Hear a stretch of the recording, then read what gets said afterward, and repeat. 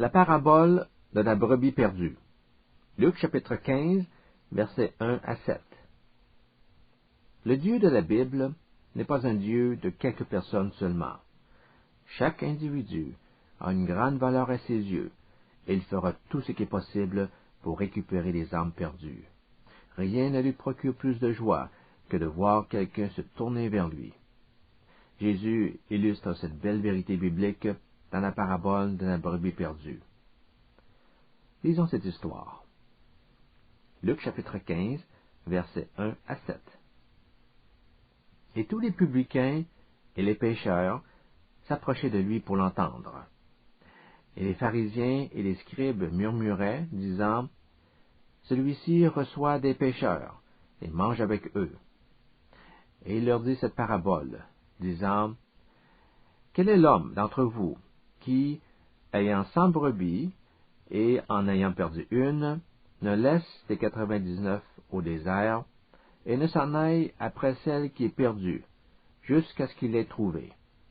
Et l'ayant trouvée, il la met sur ses propres épaules, bien joyeux.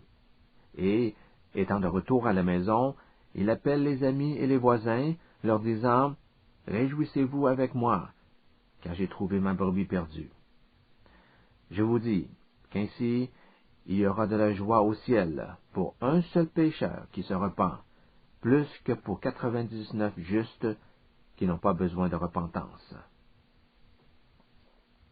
Cette parabole fut enseignée devant une foule mixte. Il est dit que des publicains et des pécheurs sont venus en grand nombre pour écouter Jésus.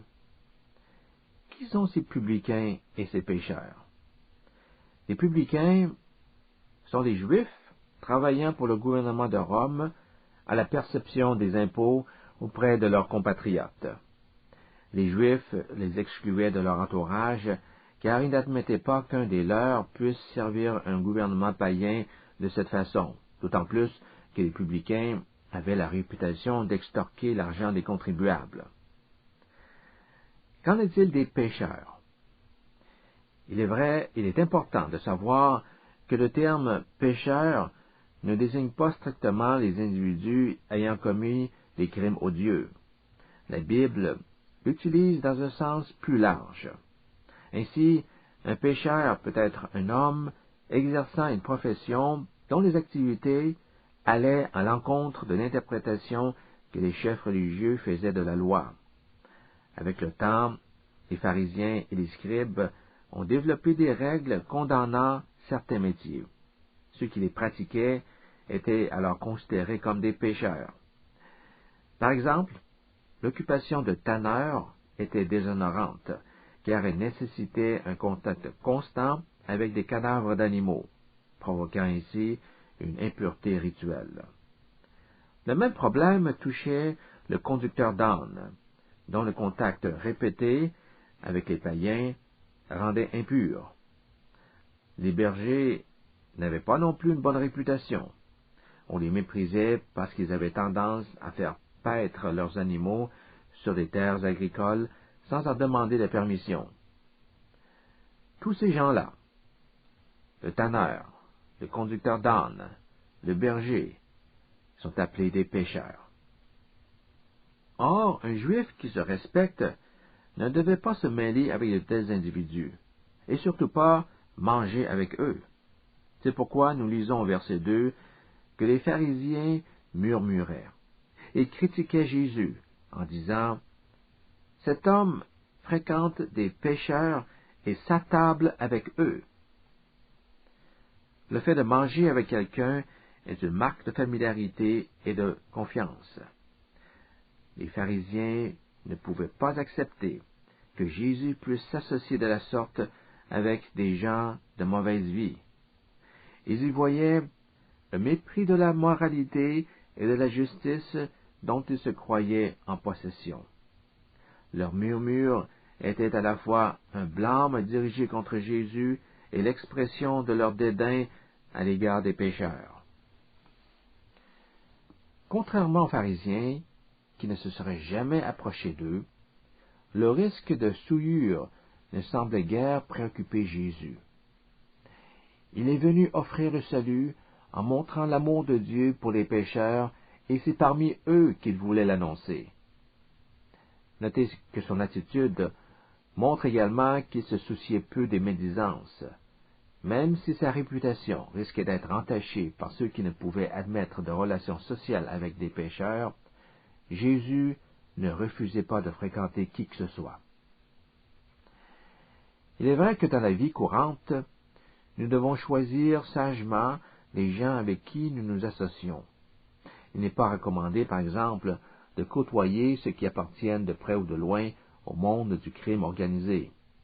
Un adolescent dont les amis consomment de la drogue risque lui aussi de se droguer s'il les fréquente assez longtemps. Les parents responsables ne laissent pas leurs enfants s'approcher des gangs de rue pour qu'ils ne soient pas incités à commettre des méfaits. Tout cela est vrai, bien sûr. Mais la parabole ne parle pas de ce type d'association. Il est question, dans ce cas-ci, de la mission de répandre l'Évangile, aller par tout le monde et prêcher la bonne nouvelle à toute la création, demande de Jésus en Marc chapitre 16, verset 15. Or, cette mission ne peut être accomplie dans sa plénitude si nous évitons certaines catégories de personnes. À cet égard, l'Église ne doit pas s'intéresser qu'aux gens propres. Elle devait être un lieu où tous, même les gens de mauvaise vie, ont la possibilité d'être accueillis.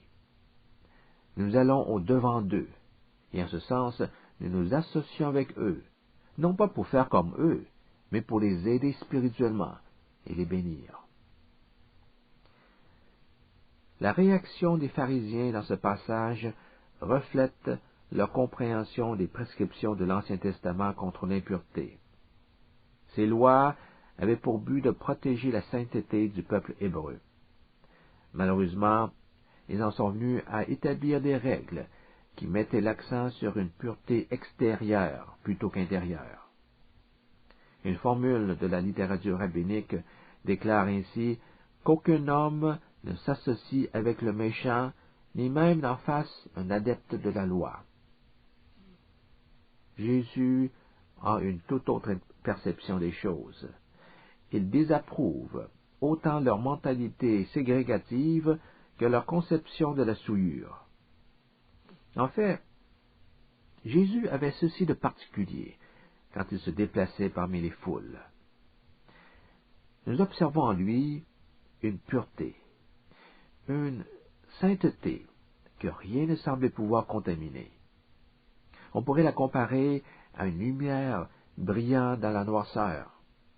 Aucune obscurité, aussi grande soit-elle, ne peut éteindre cette lumière. Quand Jésus avance, les ténèbres reculent. Et j'ajouterais même que la sainteté de Jésus a la capacité de rendre saint celui qui le touche. Rappelez-vous de la femme à la perte de sang en Luc chapitre 8. Depuis 12 ans, elle était atteinte d'hémorragie qui avait été rebelle à tout traitement. Sa condition physique la rendait continuellement impure. Essayez d'imaginer une vie dans cet état de perpétuelle impureté. Elle a dû souffrir d'un grand isolement social, puisqu'il n'y avait personne qui voulait s'approcher d'elle. Chacun craignait d'être contaminé à son tour. On peut donc facilement comprendre la détresse de cette personne. Cherchant désespérément la guérison, elle toucha le vêtement de Jésus. Quel fut le contact? Quel fut le résultat de ce contact pour le Seigneur? Est-il devenu impur? Pas du tout. C'est tout le contraire qui s'est produit. La femme fut instantanément guérie. Une puissance est sortie de Jésus et a fait disparaître son impureté. Vous vous souviendrez que Jésus a demandé « Qui est celui qui m'a touché ?» Pierre lui répondit « Qu'est-ce que tu veux dire? Nous sommes entourés d'une grande foule. Tout le monde te touche. » « Non, je ne parle pas de ça, dit Jésus. Quelqu'un a fait sortir une force de moi. Alors la femme confessa publiquement quelle était cette personne. Je t'ai touché et tu m'as sauvé. La sainteté de Jésus est une puissance qui guérit, qui rend pur. Autrement dit, elle a la capacité de sanctifier. Vous savez, il y a un objet dans l'Ancien Testament qui rend saint tout ce qui le touche. Connaissez-vous cet objet? Il s'agit de l'autel qui recevait les offrandes destinées à Dieu. Exode chapitre 29, verset 37. Pendant 7 jours, tu feras propitiation pour l'autel, et tu le sanctifieras, et l'autel sera une chose très sainte. Quiconque touchera l'autel sera saint. Toute personne qui entrera en contact avec l'autel deviendra saint. De fait, tous les accessoires utilisés dans le rituel des sacrifices, y compris l'offrande, pouvaient aussi sanctifier celui qui les touchait. En d'autres mots, l'autel ne pouvait pas être pollué. Nous constatons dans le Nouveau Testament que l'influence de Jésus avait le même effet sur les gens. Dans ses déplacements au milieu des pécheurs, ceux qui ont été touchés par son ministère devenaient saints. Mais la situation inverse ne se produisait jamais, c'est-à-dire qu'aucun pécheur ne pouvait rendre Jésus impur. Le Seigneur Jésus est l'autel spirituel du chrétien. À cet égard, nous lisons en Hébreux chapitre 13, verset 10, que nous avons un autel, Christ, dont ceux qui font le service au tabernacle n'ont pas le pouvoir de manger. Étant lui-même l'autel spirituel des croyants, Jésus ne pouvait pas être souillé par l'état d'impureté des hommes. Notez également ceci. Le chrétien est une personne qui s'est offerte en sacrifice à Dieu et qui a donc fait contact avec l'autel. Paul écrit en Romains chapitre 12, verset 1, « Je vous exhorte donc, frères, par les compassions de Dieu, à offrir vos corps comme un sacrifice vivant, saint, agréable à Dieu, ce qui sera de votre part un culte raisonnable. » Il y a ici un lien très clair avec les sacrifices et les offrandes du culte lévitique. Ayant fait contact avec l'autel, le croyant devient lui-même saint. C'est parce que l'Esprit Saint vit maintenant en lui que son corps est rendu saint et agréable à Dieu. Il est animé d'une puissance divine, capable de vaincre l'impureté morale. C'est ce que l'expression « sacrifice vivant » signifie. Vous vous mettez à la disposition de Dieu, et par sa puissance, vous transformez les gens autour de vous. Vous rendez saints les pécheurs qui entrent en contact avec vous. Voilà qui est fort différent des règles ségrégationnistes des chefs religieux. Les pharisiens et les scribes se mirent donc à proférer des murmures entre eux au sujet de l'accueil que Jésus donnait aux pécheurs. En réaction à leurs critiques, le Seigneur leur raconta une parabole. Examinons cette histoire.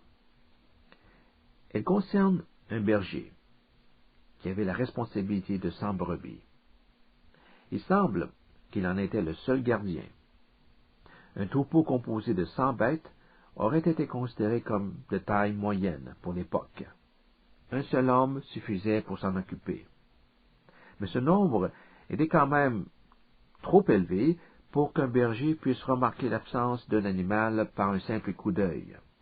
Il devait les compter afin de s'assurer de la présence de chacun. Le décompte s'effectuait habituellement en fin de journée, juste avant que les brebis soient mises à l'abri pour la nuit. Le berger, dans ce récit, se rend compte qu'il lui en manque une. Devant cette constatation, que devrait-il faire? Jésus en appel au sentiment que le berger porte naturellement à chacune de ses bêtes pour poser cette question. Quel homme d'entre vous ne laisse les 99 pour aller auprès de celle qui est perdue jusqu'à ce qu'il la retrouve? La réponse saute aux yeux. Tout bon berger irait à la rescousse de celle qui manque. Il peut sembler déraisonnable de laisser un troupeau entier à lui-même pour se porter au secours d'un seul animal. N'y a-t-il pas en effet une certaine démesure à concentrer toutes ses énergies sur une brebis lorsqu'il y a 99 autres qui avaient besoin de ses soins? Il ne faudrait pas présumer, cependant, que le berger abandonna le reste du troupeau sans prendre de mesures pour les protéger. Il se peut fort bien qu'il les ait conduits à un enclos, ou qu'il ait demandé à quelqu'un de les surveiller à sa place. Il les savait donc en sécurité. Mais ces détails n'ont pas d'importance dans la compréhension de la parabole. Le point à retenir, c'est que le berger se souciait tellement de la brebis manquante qu'il était disposé à lui consacrer temporairement toute son attention afin qu'elle ne soit pas irrévocablement perdue, même s'il en avait 99 autres au bercail. Ce qui est égaré n'était qu'une très petite partie, comparé à tout ce qui reste. Néanmoins, le berger tenait absolument à ramener la brebis perdue. Notez les mots magnifiques du verset 4. Le berger s'empresse de parcourir monts et vaux jusqu'à ce qu'il trouve l'animal. Il refuse de démissionner. Il fouille partout, dans chaque cavité, derrière chaque buisson, et n'accepte pas d'abandonner ses recherches jusqu'à ce qu'il l'ait trouvé. Ce souci extrême pour la brebis égarée me fait penser à l'amour de Jésus pour ses disciples et que l'apôtre Jean décrit en Jean chapitre 13, verset 1. Ayant aimé les siens qui étaient dans le monde, il les aima jusqu'à la fin. Il aima les siens jusqu'à la fin. De même, son amour pour nous ne connaît aucune limite. Il nous cherchera dans les endroits les plus reculés jusqu'à ce qu'il nous trouve. Tel est l'amour qu'il nous témoigne.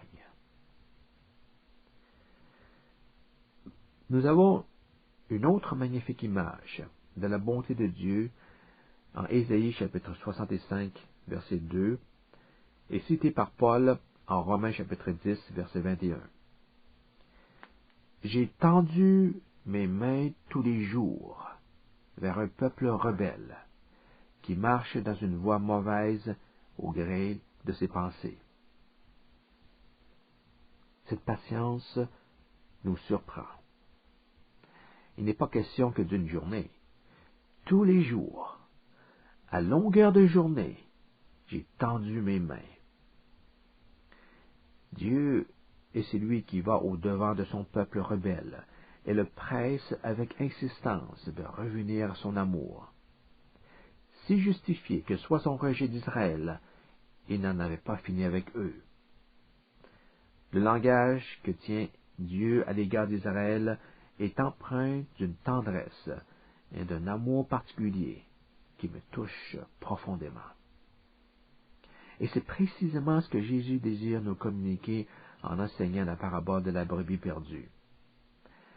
Elle sert à peindre l'amour et les soins du Sauveur pour le pécheur qui s'est éloigné de Dieu. L'homme pécheur est exposé à une ruine certaine s'il n'est pas ramené. C'est pourquoi Christ ne ménagera aucune énergie pour retrouver et ramener à la maison chaque âme perdue. Dieu avait les mains tendues vers Israël. Si seulement le peuple hébreu avait répondu à son invitation, il aurait pu lui pardonner. Sa miséricorde est si grande qu'il aurait pardonné abondamment, dit-on à Isaïe chapitre 55, verset 7. Que le méchant abandonne sa voie, et l'homme inique ses pensées, et qu'il retourne à l'Éternel, et il aura compassion de lui, et à notre Dieu, car il pardonne abondamment. L'infini amour de Dieu pour les pécheurs s'exprime ici dans son désir de pardonner abondamment. Mais il y a une condition nécessaire pour que sa grâce puisse être obtenue. Il faut que le pécheur se détourne de l'iniquité, car Dieu ne peut pas faire de compromis avec le péché. Regardez à nouveau ce verset. Que le méchant abandonne sa voie, et l'homme inique ses pensées. L'homme malfaisant doit absolument renoncer à ses pratiques immorales. C'est alors que Dieu pourra le pardonner abondamment. Abordons maintenant la question de la repentance dans la parabole de la brebis perdue. Au dernier verset du récit, verset 7, Jésus prononce ces paroles. De même, je vous le dis, il y aura plus de joie dans le ciel pour un seul pécheur qui se repent que pour 99 autres, 99 justes, qui n'ont pas besoin de repentance.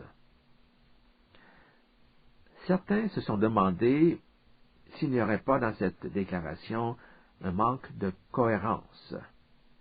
On parle d'un pécheur qui se repent, alors qu'il n'est nullement question dans l'histoire d'une brebis qui se repent.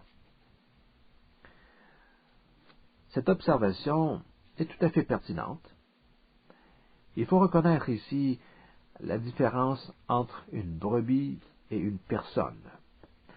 Dans la pratique, on peut facilement prendre une brebis, la mettre sur nos épaules et la transporter jusqu'à la maison. Une brebis perdue est tellement effrayée qu'elle se laissera attraper sans montrer de résistance. Mais il n'en est pas de même d'une personne. Il serait faux de conclure à partir de cette illustration que Dieu peut retrouver un pécheur égaré en l'absence de toute rectification dans sa propension au mal. L'image d'une brebis qui est ramenée à la maison symbolise le pécheur qui est conduit à la justice après qu'il se soit détourné du péché. Or, un tel revirement passe nécessairement par la repentance. Une brebis ne peut évidemment pas se repentir. La situation n'est pas la même pour l'homme qui doit se repentir devant Dieu avant que Jésus puisse le ramener dans les lieux célestes, à la maison. Tous sont pécheurs, et tous doivent se repentir pour être sauvés. La brebis perdue, qui est retrouvée, représente donc le pécheur repentant. Pour beaucoup de chrétiens, le mot perdu fait exclusivement référence à celui qui n'a jamais appartenu au troupeau de Dieu. Ce n'est pourtant pas toujours le cas dans les Écritures. Nous avons, en Matthieu chapitre 18, versets 12 à 14, une parabole qui est presque identique à celle de Luc chapitre 15, mais où la brebis perdue symbolise un chrétien errant, et non pas un incroyant.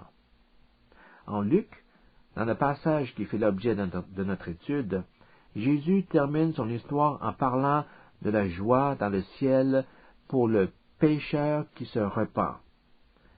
Cette notion trouve son parallèle dans la dernière phrase de la parabole en Matthieu. Le Seigneur dit en concluant, « De même, ce n'est pas la volonté de votre Père qui est dans les cieux qu'il se perde un seul de ses petits. » Qui sont ces petits que notre Père céleste ne veut pas perdre? Regardons le contexte de cette déclaration qui se trouve dans l'évangile de Matthieu. En Matthieu chapitre 18, verset 1, Jésus répond à une question posée par ses disciples. Qui est le plus grand dans le royaume?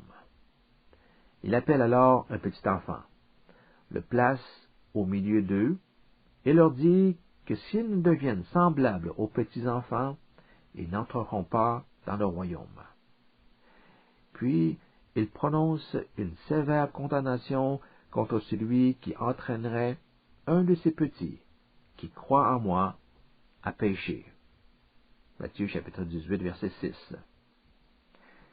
Tout de suite après cet avertissement, Jésus raconte la parabole de la brebis perdue dans laquelle il parle à nouveau de ses petits. De la même façon, votre Père au ciel ne veut pas qu'un seul de ses petits soit perdu. En plaçant un enfant parmi ses disciples, Jésus a donné au mot petit une signification spirituelle. Les petits sont ceux qui ont appris à croire en Christ. Aux yeux du monde, ils semblent vulnérables, faibles et insignifiants. Ils sont ceux que la Bible appelle les pauvres en esprit, les doux. Ceux-là sont les vrais disciples. Ainsi, dans la parabole rapportée par Matthieu, le berger est à la recherche du chrétien qui s'est égaré, et non pas de l'incroyant perdu. Cette histoire renferme la révélation que Dieu prend soin de chaque chrétien, et plus spécialement encore des chrétiens qui s'égarent. Il éprouve un amour tellement grand pour chacun de ses enfants qu'il cherchera avec beaucoup de persévérance à sauver ceux qui ne marchaient plus selon ses préceptes. Il se réjouit chaque fois que l'un d'eux se répand et revient à lui. Vous voyez que l'image du berger à la recherche d'une brebis perdue s'applique autant aux incroyants qu'aux chrétiens égarés. Il n'est donc pas vraiment nécessaire de faire une distinction entre ces deux groupes de personnes dans l'interprétation de la parabole. Dieu recherche constamment les âmes perdues, qu'ils aient déjà connu Christ ou non. Ils sont si précieux qu'il ne peut pas en perdre un seul. Comment une brebis arrive-t-elle à se perdre? Tout juste avant la parabole en Matthieu, Jésus fait mention du danger d'être induit en tentation. Malheur au monde à cause des occasions de chute, dit-il en Matthieu chapitre 18, verset 7. La brebis est attirée par quelque chose dans le désert, peut-être un pâtis où l'herbe est plus verte qu'ailleurs. Elle se laisse tenter et s'éloigne ainsi du troupeau. Le bon goût de la nourriture lui fait oublier la compagnie des autres. Bientôt, elle ne les voit plus. Plus tard, elle s'aperçoit qu'elle est incapable de retracer ses pas. La voilà perdue. En Marc chapitre 12, verset 24, Jésus dit aux Sadducéens, « N'est-il pas à cause de ceci que vous errez? C'est que vous ne connaissez pas les Écritures, ni la puissance de Dieu. » Le verbe « errer » en grec, planao, est exactement le même que le mot « égaré », la brebis qui s'est égarée, en Matthieu chapitre 18, verset 12. Nous voyons ici qu'une personne peut s'égarer pour deux raisons. Premièrement, elle ne connaît pas les Écritures. Deuxièmement, elle ne fait pas confiance en la puissance de Dieu. Premièrement donc, la brebis peut s'égarer en l'absence d'un sens de direction. Elle se déplace au gré des circonstances et des désirs du moment, sans vraiment être guidée par quoi que ce soit. Elle ignore les Écritures. Et deuxièmement, elle ne fait pas suffisamment confiance au berger pour son bien-être. Elle ne fait pas confiance en la puissance de Dieu. Son expérience de la puissance divine, c'est n'en a une, manque de profondeur. Elle s'imagine qu'elle peut trouver mieux ailleurs. Ces individus sont ceux que Dieu recherche et désire vivement les amener dans son royaume. Or, cela ne peut pas se produire sans le cri du pécheur terrassé qui s'écrie « Seigneur, j'ai péché contre toi. Pardonne-moi. » Il est important ici de comprendre correctement la signification de la repentance. Comment la Bible la définit-elle? Contrairement à ce que certains peuvent penser, le sentiment de regret d'avoir commis un péché n'est pas le point central de la repentance. Une note de remords est associée à la repentance, certes, mais c'est bien plus que cela. En grec, le terme repentance est composé de deux mots, méta, changer, et noia, qui se réfère à la pensée. Il y a donc un changement de mentalité. Dans le contexte spirituel, il s'agit d'un changement de mentalité face au péché. L'idée est celle d'une complète transformation dans la direction qu'on donne à sa vie. Cette transformation amène le pécheur à un abandon du mal, à une rupture des mauvaises habitudes suivies jusque-là. La vraie repentance produit à cet égard un dégoût du péché. Les croyants s'en détournent pour se tourner plutôt vers Dieu, vers une nouvelle vie de justice. Paul écrit en 2 Corinthiens chapitre 5 verset 17, « Si quelqu'un est en Christ, il est une nouvelle créature. Les choses anciennes sont passées, toutes choses sont devenues nouvelles. » Son attitude par rapport à la vie et surtout au péché a radicalement changé. Les choses pécheresses sont laissées derrière et il embrasse les choses nouvelles. Désormais, il s'engage à aimer la justice et devient l'homme que Psaume chapitre 45 verset 7 décrit en ces termes. Tu aimes la justice et tu détestes le mal. La parabole de la brebis perdue exprime d'une manière touchante la préoccupation que Dieu a pour les pécheurs. Il ne les a pas abandonnés. Présenté sous les traits de ce berger qui cherche sans relâche sa brebis jusqu'à ce qu'elle soit trouvée, le Seigneur recherche avec compassion et amour tous ceux qui se sont éloignés de lui. Et sa joie est immensément grande chaque fois qu'un pécheur repentant retrouve le droit chemin. Un dernier mot au sujet de la repentance. Le sens de cette parabole pourrait se résumer par la phrase de Paul en Romains chapitre 2 verset 4. Ne vois-tu pas que la bonté de Dieu a comme but de te pousser à la repentance?